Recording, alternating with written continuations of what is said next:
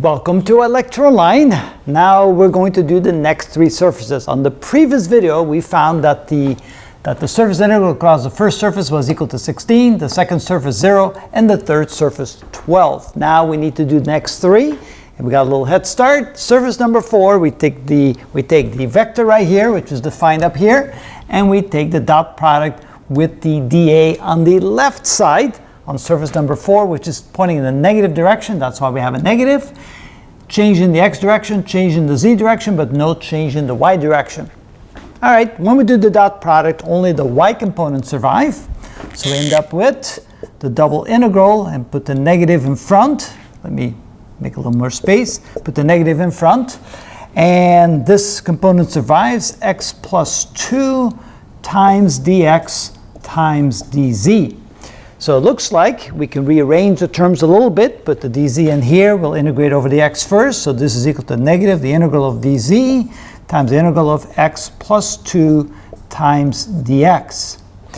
Now, continuing up here, take the first integral, we get negative the integral of dz. Of course, the limits are from 0 to 2 and from 0 to 2. dz times the integral, actually we're going to integrate, aren't we? So we'll put it like this. Integral of this is x squared over 2 plus 2x evaluated from 0 to 2. Now that looks a lot like surface number 3, and it's not going to be equal to 0 because notice we did not have a y in here. Y is 0 at that point at the surface there, but since we don't have a y there, it's not becoming 0. Right. Evaluating that, so this is equal to minus the integral of dz times. Plug in the lower limit, we get nothing. Plug in the upper limit, we get 4 divided by 2, which is 2 plus 4, we get 6. So this is equal to minus 6 times the integral of dz from 0 to 2. Now that's an easy integral to integrate, so this becomes equal to negative 6 times z from 0 to 2, which is minus 12. So that's the fourth surface, minus 12, and we might as well add it to our list, minus 12. And now we have surface number 4. Actually, the surface integral of surface number 4. Let's do surface number 5. Surface 5 is the top surface, it's pointing up. And so we're going to end up with the double integral of 2xz in the x direction plus x plus 2 in the y direction plus y times z squared minus 3 in the z direction, and we'll have the dot product times the dA. In this case, on the top surface, we see that y changes and x changes, but z doesn't change, so end up with dx dy in the positive z direction. When we take the dot product, only the z terms survive.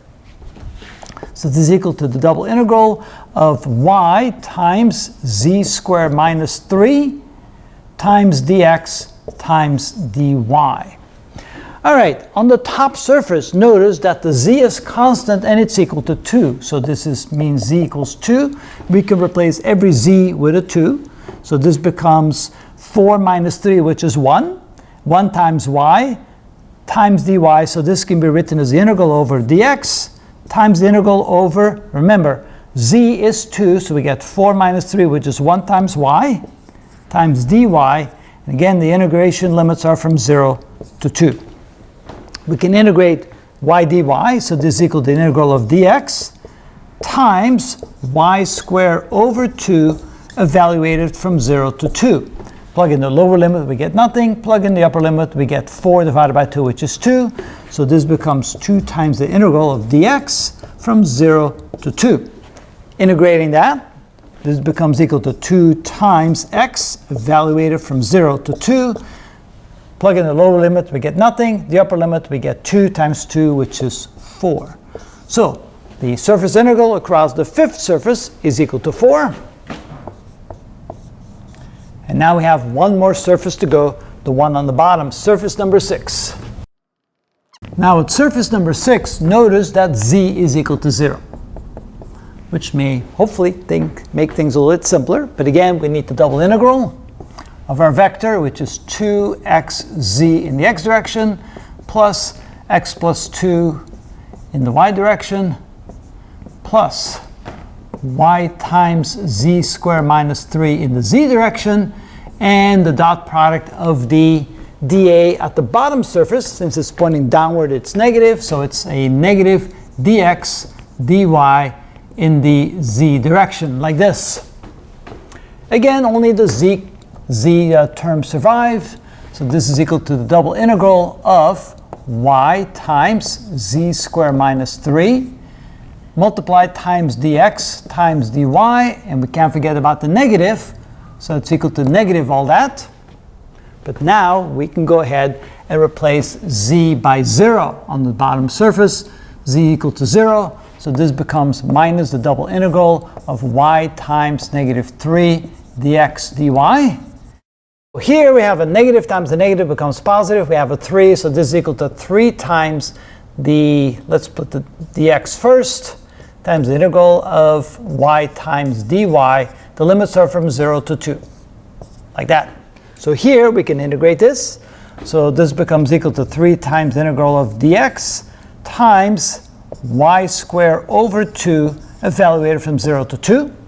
Plug in the lower limit, we get 0. Plug in the upper limit, we get 2 squared, which is 4 divided by 2, which is 2, times 2, which gives us 6 times the integral of dx from 0 to 2. Then we can integrate this, so this becomes 6 times x from 0 to 2. Plug in the lower limit, we get nothing. Plug in the upper limit, we get 2 times 6, or 12. And so you can see that the surface integral of the sixth surface is 12.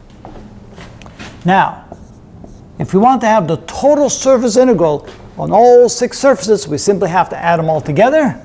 We have a negative 12 and a positive 12 that cancels out. 16 plus 4 is 20 plus 12 is 32, which is the total surface integral across all 6 surfaces using that vector right there. And that is how that's done. So what does that mean? Well, we're dealing with a vector that's not really representative of a real kind of thing.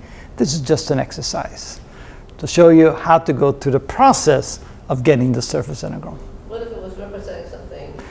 Well, like we did in the previous couple of videos ago, we had an example of integrating the magnetic field through a surface, and the result of that was the magnetic flux. So it actually can be representative of something. But in this case, it's just an exercise.